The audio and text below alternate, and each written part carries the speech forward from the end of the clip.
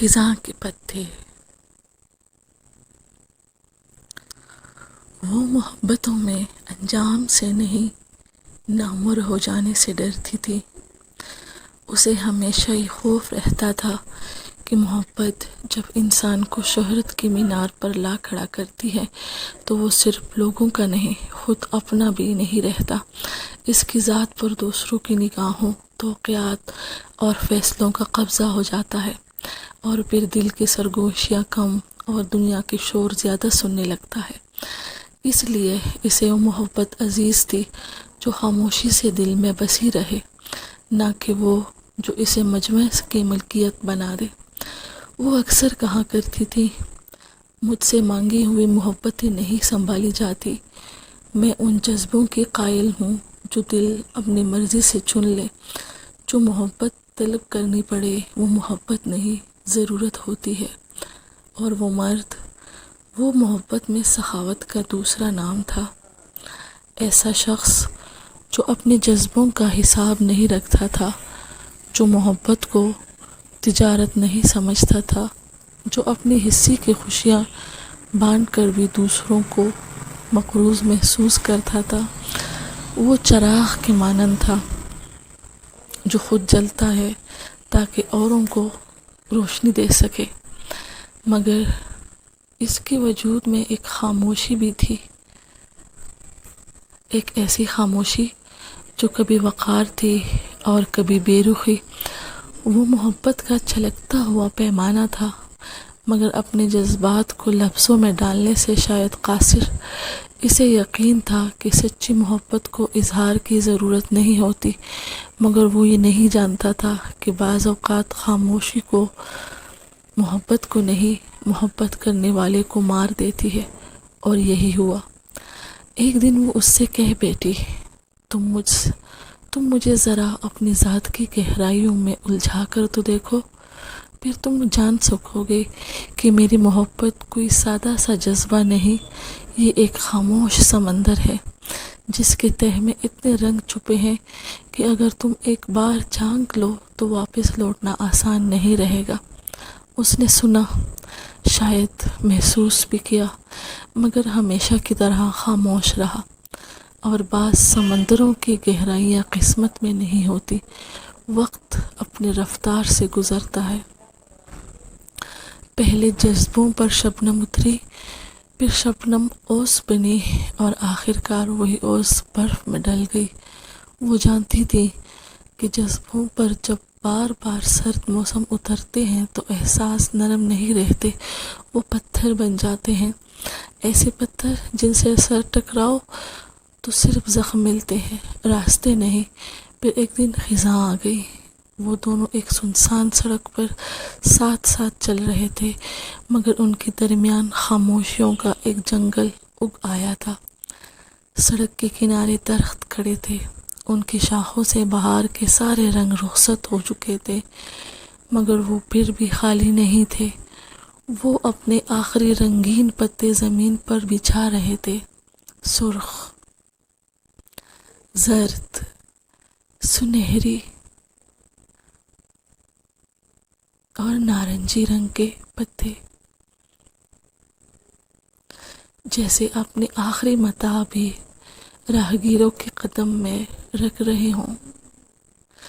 وہ دیر تک ان درختوں کو دیکھتی رہی، پھر دھیرے سے بولی، دیکھو، یہی تو اصل وفا ہے، موسم بدل جائیں مگر دینے کا انداز نہ بدلے۔ وہ خاموش رہا، ہمیشہ کی طرح خاموش۔ وہ ہمیشہ خاموش ہی رہتا تھا۔ شاید بعض خاموشیاں لفظوں سے زیادہ بلند ہوتی ہیں، مگر بعض خاموشیاں اتنی گہری بھی ہو جاتی ہیں کہ ان میں رشتوں کی آواز ڈوب جاتی ہے۔ کبھی ایک وقت تھا جب اسے محسوس ہوتا تھا کہ اس کے دل میں ایک ننھی سی کلی کھل رہی ہے، بہت آہستگی سے، بہت خاموشی سے، جیسے رات کے سناٹے میں چاندنی کسی سوئی ہوئی زمین پر اترتی ہے۔ وہ کلی محبت کی تھی، عشق کی تھی، ایک نرم سا جنون جو دھڑکنوں میں اتر کر سانسوں کا حصہ بن گیا تھا، مگر پھر ایک دن اس نے خود سے سوال کیا، کیا یہ گلی کبھی قدر کی نگاہ سے دیکھی بھی جائے گی؟ اور یہی سوال اس کے دل میں خزاں بن کے اتر گیا۔ اس رات وہ دروازے کی چوکھٹ سے ٹیک لگائے کھڑا تھا، آنکھوں میں شکست تھی، ہونٹوں پر خاموشی تھی، اور دل میں برسوں کا بوجھ۔ وہ سوچ رہا تھا، کیا میری ساری زندگی کی محبت یوں ہی رہے گا چلی جائے گی؟ ہوا خاموش تھی، رات خاموش تھی، اور شاید محبت بھی خاموش تھی۔ وہ سامنے کھڑی تھی، مگر دونوں کے درمیان ایک پوری عمر کا فاصلہ حائل تھا۔ اس نے ایک لمحے کے لیے اسے دیکھا، اور پہلی بار اسے یوں محسوس ہوا جیسے وہ شخص جسے کبھی اس نے اپنی دعاؤں میں مانگا تھا، اب بالکل اجنبی ہو چکا ہے۔ ایسا اجنبی جس کے چہرے سے پہچان تو ملتی ہے مگر تعلق نہیں۔ اور وہ مرد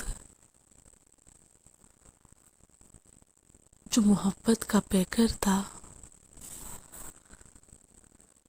جو اپنی ذات کی آخری رنگ تک لٹا دینے کا ہنر جانتا تھا، آج اپنی محبوبہ کی آنکھوں میں اتری ہوئی نا امیدی کو دیکھ کر بے بس کھڑا تھا۔ وہ سمجھ نہیں پا رہا تھا کہ اسے کس نام سے پکارے، اسے وفا کہے، شکوہ کہے، انتظار کہے، یا ایک ایسی ادھوری دعا کہے جو برسوں آسمان کی طرف اٹھتی رہے مگر کبھی قبولیت کی زمین تک پہنچ نہ سکی۔